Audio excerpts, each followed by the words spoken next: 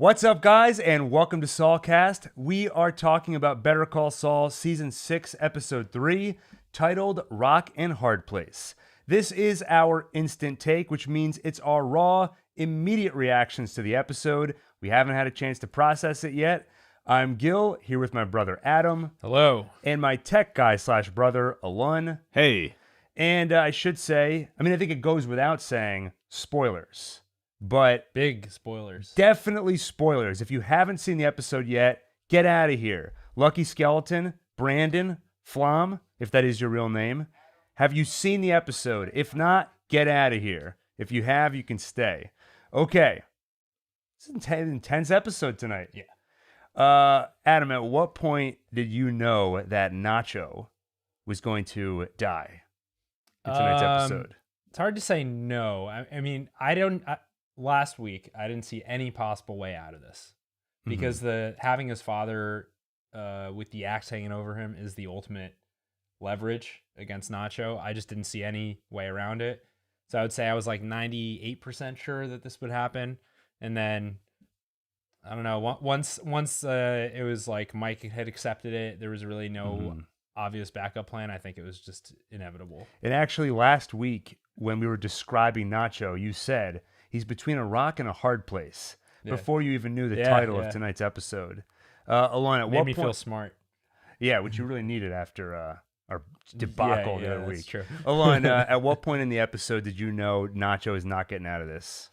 Well, definitely when he was talking when to I Mike. saw the bullet go through his head. Yeah. Well, I thought maybe he still had a chance, but then he got shot a few more times. Right. And then we knew for a fact. For me, it was when he called his father, because we kept wondering. One of the great things about this season so far is that we've been waiting for years for Nacho to do something, and he's been between a rock and a hard place for the entire series. And we keep waiting. What's he going to do? How's he going to get out of this? What clever scheme will he come up with? Is there a way out? When he called his father and you could tell he was saying goodbye, and there's that really sad moment where his father says, "You just have to go to the police. What more is there to say?" At that point, I realized, and I just wanted to hear your voice. That conversation at a certain point, you realize that's a goodbye conversation. And then the tone of the rest of the episode around Nacho, it felt like those movies where you're watching somebody on death row, where it's just impending doom. But on a show like this, you know they're not going to find... It's not like a court case where they're going to say, "We found the DNA. You're saved." There's no stay of execution for Nacho. What did you think of the actual death scene? What a wait for Nacho to go out. First of all, the rage in his eyes, the way he managed to go out on his terms. Got everything off his chest. Yeah, he got it all out there. And he got one. There's a lot of people on this show who in their last moments at least got to see an upset Hector Salamanca. And so he's one of those now. And I guess that's something he can enjoy. But really, one thing we've seen throughout this series is Nacho having no agency over his life, no control over anything. And finally, first of all, he can die fairly confidently, knowing that his father will be okay. And he could finally make a decision for himself. Mm-hmm. Yeah, a lot of people in the chat are asking, why did he do it? And I think that's the answer right there. He wanted to go on his own terms. And that is the first thing he was able to do on his own terms since basically season 1. That's why he grabbed the glass. It was just so he could this is my read anyway, just so he could free himself and give himself one last chance to look everybody in the eyes and say, at least in this moment, I bested you, and I went out on my own terms. It's funny. And it actually helped sell the story even better, because now rather than... Because Gus is... If Victor just shoots Nacho as he's running away, then Bolsa and like the Salamancas can say, why didn't you just chase him down so we could get more information? Instead, you just killed him. This way, it even actually sells it even better. And you could see he was really, he was motivated purely by wanting to save his father, because he really sold it with saying, "Oh, you think the Chicken Man did this? Come on." Right. And I love, this show, we always talk about the attention to detail, But am I reading this correctly, right? When Gus knocked over that glass, it was a piece of that glass, I'm assuming, that Nacho took. Yeah. So even that small act, which was just a character moment at first for Gus, look how nervous he is, does have some sort of payoff in the next episode. It's funny that when I was watching the scene before they killed Nacho, before Nacho took his own life, I'm looking at everybody in that scene and I'm like, what a bunch of idiots. Everybody in this scene is dead in Breaking Bad. Yeah. Because they've mired themselves in this horrible world and they're making all these terrible choices, being terrible people. That's what was going through my head. Hector, the twins, Victor, Gus, everybody standing there is dead by the end of Breaking Bad. And it's like Nacho read my mind. He stood up and he was able to get all of that out before ending things. I think he even got some catharsis looking at Gus. He made Gus nervous for a second. Yeah, I think. yeah. Who else was behind this? And he looks right at Gus. This chicken man, no way. So I think There was a second there where he had everyone there in the palm of his hand. exactly. Even if it could only last a few moments before he died. If he was going to have to go out, he got as much catharsis as possible before ending things. Mike, when he was watching through the scope, what did he mean when he said, "Do it"? So I loved that because here's how I interpret it. There's two ways to look at it. Either it's this, Mike is watching this thing going down, and in the heat of the moment, in the excitement, Mike is like, "Yeah, blow Bolsa's freaking head off," right? But then if you really think it through, that could be a terrible decision because, all right, as soon as you do that, everyone kills Nacho. They go kill his father as punishment to set an example. Well, The only way it makes sense for Mike to be rooting for Nacho to kill Bolsa is if Mike also intended to kill basically everyone else there. well, there's a Which way he could have done. There's a way to do that. You use him as a human shield and shoot other people first. So it could have worked, technically. Yeah, I mean, when you're up against the Twins in an open field like that, like I think. Do you think they're with- gonna just shoot Bolsa when he's being used as a human shield? No, but Mike said do it, meaning kill Bolsa, right? I don't know if that's what he meant. I think he meant. At least meant fight back, right? Exactly. As soon as he puts the Yes. gun up to his head. So here's the thing: if Nacho shoots at the Salamancas and doesn't kill all of them, then his father is dead. So it's the kind of job you either finish it completely or you don't even try. And with Mike rooting in favor of that to happen, made me think maybe Mike was prepared to kill everyone there. Now that's not what happened, but at least in the heat of the moment, that's kind of what Mike wanted, I think. Yeah, that's my current read on it, is that it wasn't really a well thought through, okay, let's take out everyone right now. It was more of a just rageful. do it. He hates the Salamancas. Yeah. And he hates all of this, I think. This is Yeah, I mean, not- I think he hates Gus too. Yeah, I think Gus is kind of the lesser of all the evils, or at least the more organized of all the evils, the more reliable one. I think that was just a rageful moment of just do it. Is Nacho's father safe at this point, you think? I think Yeah. I think we can trust that Mike will do that. The fact that Mike is still working with Gus in Breaking Bad means not just father. Well, it's also the reason Nacho didn't take at least one person out with him before he went, because he was like, my father's screwed if I mess around at all right now. Yeah, I agree with that. I think there's really no point in going after Nacho's father at this point. What leverage does that give you? It would purely be retribution, and I don't think anybody is sitting there still thinking. I think Hector firing repeatedly into Nacho's body. No, I think he got that out of his system. Yeah. I mean, it's an interesting choice because when they killed, spoilers, when they killed Hank in Breaking Bad, they very tastefully cut away when he took the bullet. Yeah. And here they You see the blood come out of the other side of Nacho's head. and in a way that felt right to me. It almost felt like, Well, in some ways, it was like a glorious moment. right, exactly. So triumphant. to cut away from it would have felt like, for Hank, it felt more appropriate because he was getting taken out by a complete dirtbag. Everything there was wrong. At least at the moment, my gut feeling is that felt kind of right to me.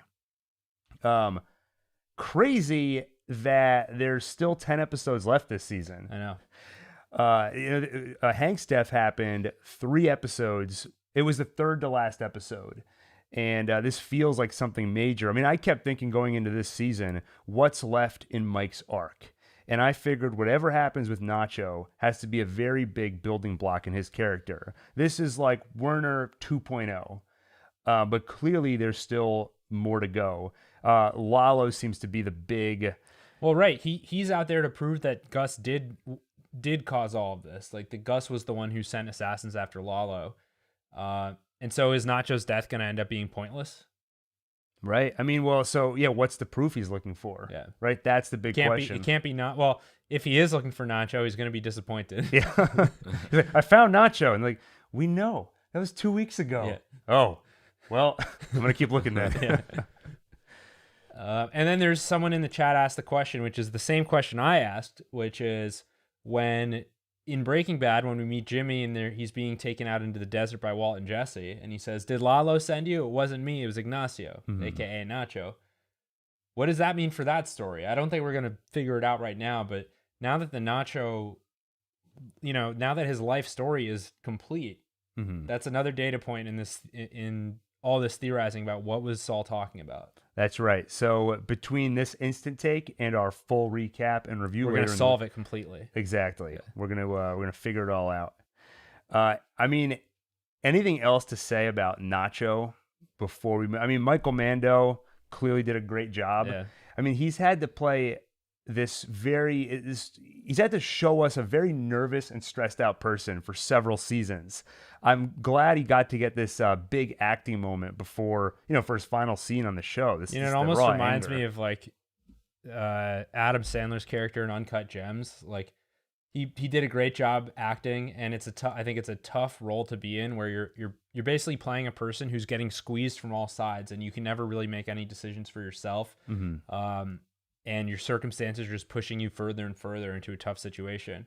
I think that's probably a pretty big acting challenge and also a storytelling challenge. And I think with Nacho, both the actor and the writers did a really satisfying job. Yeah, I mean, I think one of the most important things in connecting you with a character is getting you to feel a little bit of what they feel. And anytime Nacho's been on screen for the last few seasons, I felt pretty stressed out. Especially this episode. So he did a fantastic job. Somebody here pointed out that Nacho told Hector that he gave him sugar pills. Yeah. It's not true. He gave him ibuprofen. And maybe he didn't think they would understand what that is. But in addition to that, back in season 2, when Nacho was telling Mike how crazy Tuco is, he told a story about how Tuco blew a guy's head off right in front of Nacho. And a piece of the guy's bone fragment, a piece of his skull, got embedded in Nacho's chest. And you could see a little scar. Oh, that's good attention. Did you see? I was too distracted by his his physique. I was gonna say, in tonight's episode when he took his shirt off, that scar, I did not see that scar. Oh, and he was confused about the ibuprofen versus the sugar pills. So you're wondering, are these slip-ups? Was this Nacho? Oh, he was a body double. It's a body double. It explains everything. Yeah. So there's still some hope for you tinfoil hat people out there. Maybe Nacho's still alive somewhere. I was hanging out with Gail. I was debating if I make that joke or not. I didn't know if it was in bad taste, but I felt like after we got all of our feelings out, it was okay. Look, I'm sad to see him go. He was a great character. Yeah. No, he was an awesome addition to the show, and like somebody else pointed out, one of the tough things. I mean, he was the only person in that scene who isn't dead, who at that point we didn't know was dead by the end of Breaking Bad. So there is one little source of tension in the show, one more source of suspense that's gone. I'm not worried about that though at all. They do a great job building tension outside of just will this person live or not. So I guess anything else to say about Nacho? Yeah, go ahead. Oh no, you say your thing first. Because I assume we're going to talk about Jimmy next, and I have a thing to say to transition between them. I see. Okay, yeah, I was just going to say, I think our thoughts on Nacho, what his death means for filling in the gaps between Better Call Saul and Breaking Bad, and just reflecting more on his character throughout the series. We're going to need some time to digest it, but so tune in for the full take later this week. And we'll have a lot more to say about him. Exactly. All right, Alon, you have a clever way to transition to the Jimmy story. I noticed an interesting parallel between the two stories. So when Nacho was talking to his dad, his dad was saying, go to the police. And, at the end of the day, I don't think, I think Nacho, ended his life to save his dad, really. Mhm. But also, in a way, instead of going to the cops, he prevented himself from becoming a rat. So there's kind of a parallel there where now Jimmy's in a situation where he has to choose be a rat or do not be a rat. That's true. Actually, it's funny. I do feel like when I'm watching Jimmy, I get very similar vibes as I've gotten from Nacho throughout the seasons. Because these last few episodes, Jimmy's clearly been off his game. And there's a question of internally, how much does he want to do this Howard plan? How much is he doing it for Kim? And especially when he's in the car with Huel this episode, and Huel asks him the question that's on everybody's mind, which is, you got a great life. Yeah. You got a good thing going. Why do you have to keep doing these things? And Jimmy gives his answer saying, we're doing the Lord's work here. Like, this is a good thing that we're doing. And how much of that does he really believe? How much of it? I think he believes that they actually could do things that will help people because they're going to get the Sandpiper settlement completed. They're going to get a lot of people paid who deserve it. That's not why he's doing it, though. Mhm. And I think he's channeling Kim in that scene more poorly than Kim can channel Saul. You see what I'm saying? Yeah, and to what? I'm not even sure how much he's lying to himself and how much he really is just parroting Kim. That's just kind of I don't think he has. Look, we've seen him not reflect much on the suicide of his brother Chuck. We've seen him not take Howard up on the recommendation, maybe you should go to therapy. We don't see him doing a lot of introspection or self-reflection. So I don't think he really has a very concrete answer to why he's doing all this.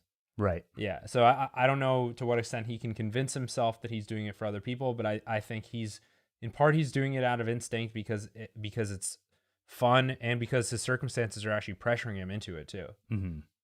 And then at the end of the episode, we see him, as Alon alluded to, in a little bit of a vice grip where it's, do you want to be a rat or do you want to be a friend of the cartel? Mm-hmm.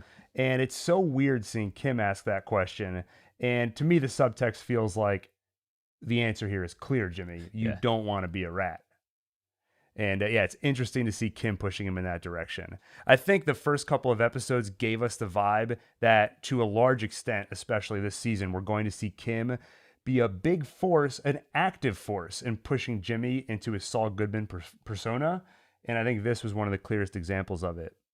It does give, I still don't know how likely it is Kim is there through the whole Breaking Bad timeline, still living with Saul, pulling the strings behind him. I still think it's unlikely, but things like this make it feel possible. Yeah, agreed. At least in spirit, even if she's gone, Saul could be acting in ways that he thinks, like, what would Kim suggest? Right. I think that's kind of an app. Whether Kim is there during Breaking Bad or not, clearly she's been a large part of Jimmy McGill's formative years and turning him into who he becomes. Ezio Laura in the chat asks, is Nacho still alive or not? Well, we talked about that. Yeah, that earlier. was a real cliffhanger they left us on. Yeah. It reminds me of Breaking Bad when there was that shocking end to one of the seasons where Jesse is forced to shoot Gale, and they do this camera effect where the camera like that. Yeah, it swoops around to look directly at the camera or directly at the gun, and people were like, "Wait a minute, I think it kind of turned to the right a little bit, so maybe he didn't shoot Gale." But that might be part of the reason why they decided to keep the camera just pointed right at Nacho's head, so there would be no question. Stateless says it was a Nacho body double. So it's been known to happen. Yeah, our theories are starting to get out there. I mean, like I said, this is the instant take. These are our immediate thoughts. So we'll have more to say when we get to the full take. And we'll start looking at some of your comments in the chat. But Alon, Adam, any other just raw reactions you had to the episode, things we haven't already talked about? It's getting intense fast, considering it still feels like we have a long way to go to the end of the series. I know there's still quite a few episodes left, but in the grand scheme of things, it is moving at a really quick pace compared to what it used to be. It's accelerating. It's just crazy everything Nacho went through, especially like all the running and hiding for the past few episodes. Dude, he even like dunked himself into a Yeah, thing the of oil. I know. Yeah. Like, that was crazy. Yeah, who knows? He probably would have ended up with cancer or something from that. So, Yeah. Good thing. Plot twist: didn't he have to- gets didn't have lung to suffer through cancer. Changes his name to Walter that. White. Starts teaching chemistry. Shivam in the chat asks, any meaning for the flower that grows near the shard in the beginning of the episode?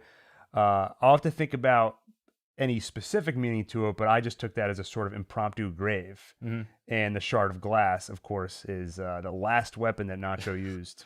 It's almost like a natural little memorial to him. Mm-hmm. The oil is the nacho cheese.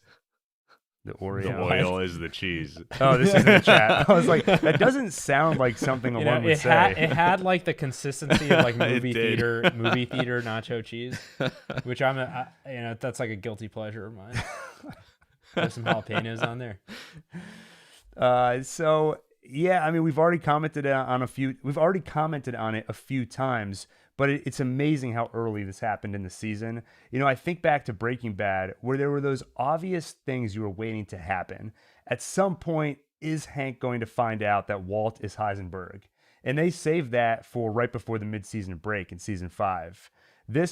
If you asked me when is Nacho going to die this season, if at all, I would have said maybe that's a mid-season break thing, a big cliffhanger, a crazy way to end. That's what I would have guessed. Yeah, but again, it happened in the 3rd episode of the season, which is insane. To those wondering, when you see a flower in the Breaking Bad Better Call Saul universe, it's easy to wonder, is that Lily of the Valley, right? Mm-hmm. The flower that Walter used to poison Brock. If you Google Lily of the Valley, it's white, not blue, which was what I said during the show. We turned to each other and we said, is that Lily of the Valley? And I was like, pretty sure it's white. Yeah. So I don't think that's what it was. It might just be a generic, memorial kind of flower in terms of that significance. Is ricin, does that come from Yeah, flowers? that's the next thing I was wondering. It comes from like the castor bean or something. Right? Okay. Oh, and then Jesse makes that joke about rice and beans. Oh, man. Harry asks, how many total episodes are there? They're going to be 13. So 10 more episodes in the season. I wanted to say one more thing about Mike saying do it. The other possibility I did consider, and I saw a couple of people bring it up in the chat, he may have just been saying do it as in take your own life. Yeah. So they don't do it to him. Yeah, I'm not convinced by that one just because he said it when he had the gun pointed at the other guy's head. And I think like Mike, after everything he's been through, being forced to kill Werner, now being forced to not only to be complicit but to help with Nacho's death, he hates these people. And as soon as he sees the gun pointed at Bolsa's head, he says, "Do it." Yeah. I think he wants them dead, and he's ready to. Again, he's already said, if I live or if I die, it doesn't matter much to me. But one thing we know does matter to him is his sense of justice and at least tipping the scales toward doing the right thing in this messed up world. And so I think if Nacho blew off Bolsa's head right then, Mike is an expert with that sniper rifle. He would have taken all of them out. I think some of it wasn't just for Mike. I think also he wanted it for Nacho, because even if Nacho ended up dying, but he's like, Nacho deserves to kill a bunch of these guys, as many as he can, and true, just go down fighting at least. I don't think Mike is sitting there saying strategically it's actually a great idea to kill everyone there. I do think that was mostly an expression of the emotion of just freaking do it. I mean, and no matter how it went down, Mike probably still would have tried to protect Nacho's father. He probably would have gotten out of there as soon as possible. Yeah. Oh yeah. And tried to save him. Yeah. Stateless says Mike liked Nacho. Eh? I agree with that. As we all did. That's true. Like a son. Like the son that he had. Yeah, I mean, you see this thread in Breaking Bad too. The way Mike has this kind of paternal feeling towards Jesse, toward Nacho. I mean, in some ways it explains even further why Mike was the way he was with Jesse, which is he's experienced a lot of loss of people who he was trying to help out in life, young men who he thought he could steer in the right direction. He also, rewatching bits of Breaking Bad recently, my memory was that Mike was pretty ready to kill Jesse early on because clearly he was a problem. Rewatching it, it actually isn't as obvious as I remembered because he does give Walt that half measures speech. And the subtext to me might be we should take out Jesse right now because he's going to be a big problem. Yeah. And then in the following episode, after Jesse goes to kill the two guys who killed that 11-year-old kid, Mike is sent by Gus to go find Jesse. And I think the implication is if he gets him and brings him back to Gus, Gus is probably going to kill him. This could be a building block in turning Mike into that person because he was part of Nacho's life was prolonged for a long time, but not to any positive end, really. So I could see him saying, the next time I have a Nacho in my life, I see that I know where it's leading. It's kind of an inevitable conclusion. Your boy, who just subscribed, by the way, and gave us a super chat. Your boy, thank you so much. That is awesome. You are an amazing human being. And he says, can we all agree there's no Nacho body double, please? Then he did a crying face. I don't know. I mean, we can't say for sure.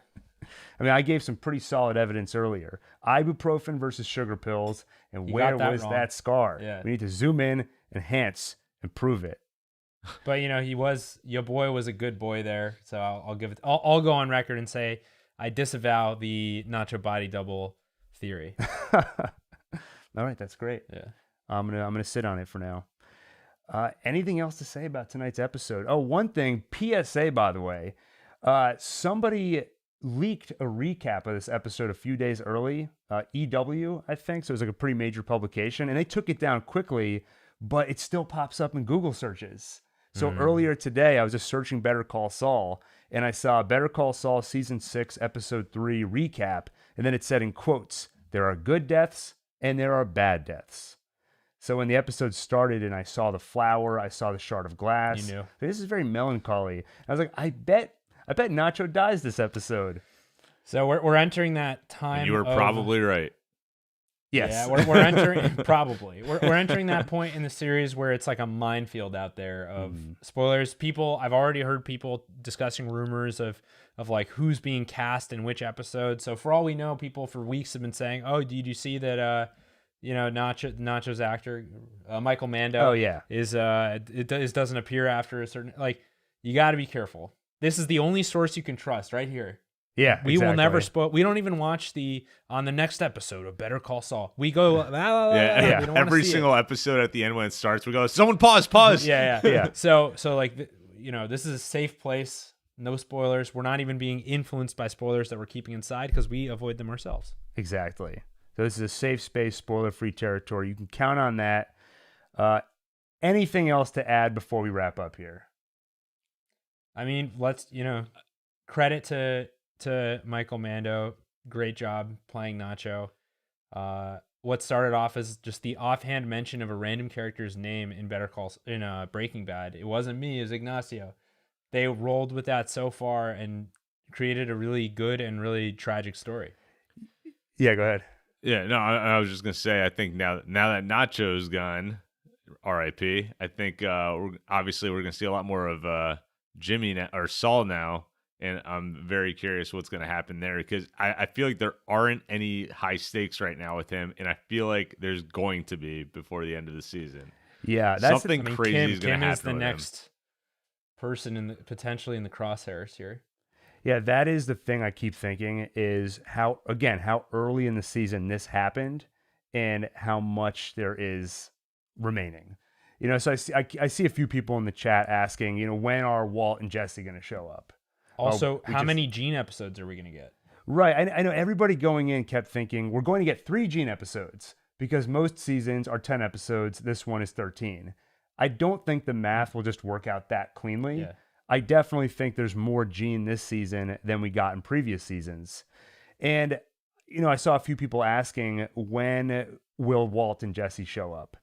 And I don't know when that's going to happen. I imagine that's in the second half of the season just because that's such a big deal. And that would be such an indicator of how far in the timeline we've moved. Because that's still about 4 years away, right? Just in where we are in the timeline now versus Breaking Bad.